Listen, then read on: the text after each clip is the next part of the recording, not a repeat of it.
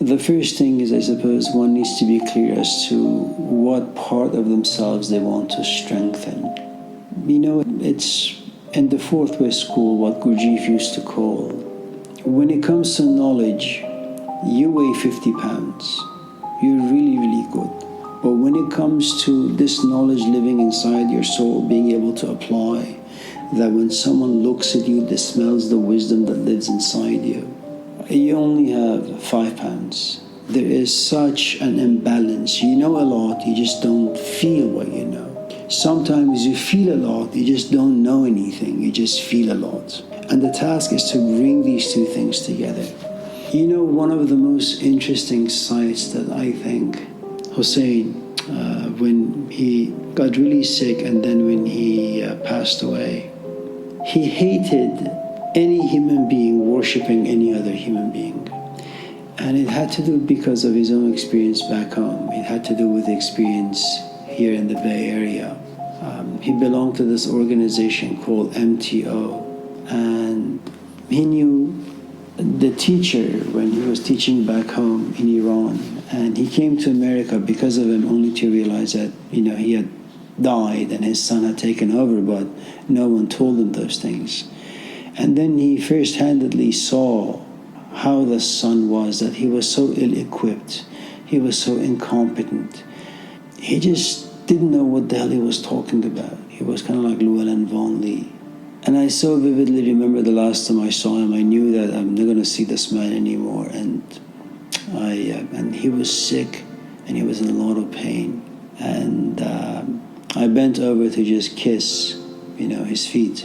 And despite all the pain that lived inside his body, he just jerked his body very, very quickly. And he looked at me and he said, no. And of course, you know, even though I wanted to, and I didn't really care what he said and how he said it, it was too late. His feet were removed. And so when he passed away, the only person who knows where he is buried, if he's buried at all, maybe he was cremated, I don't know, is his wife. Nobody else knows. And because to some extent he assumed, rightly or wrongly, that if people were to know where his graveyard is, I mean where his tombstone is, some didn't like him very much, so they would vandalize. Some liked him too much, and so they would make it a place of worship. And so this is a man who kind of applied what he believed, applied what he knew. The only really thing I can say about wisdom is what you will find in Gurdjieff's book, Meetings with Remarkable Men.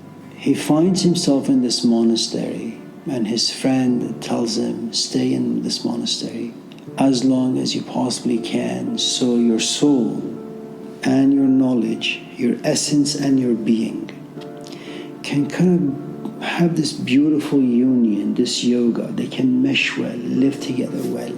So when you go out there, nothing in the physical world can ever touch you. Nothing can ever crush you. And it's a very difficult thing to do. You know, J.G. Bennett was able to do that, at least in regards to marriage and other areas of life. You know, he had this huge property. Idris Shah looked at him. He said, you don't understand Gurdjieff's ideas.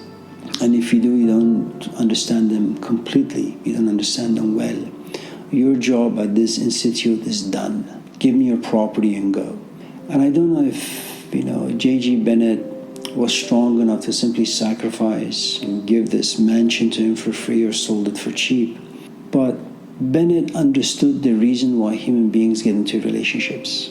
He knew that there is something very unique about having a conversation with your companion, having intimacy with your companion. There are these forces inside you that they just need to express themselves, not with anyone, very specific person. And so he was married about 6 or 7 or 8 times. And when his wife, the 7th one, died, 2 weeks later he got remarried.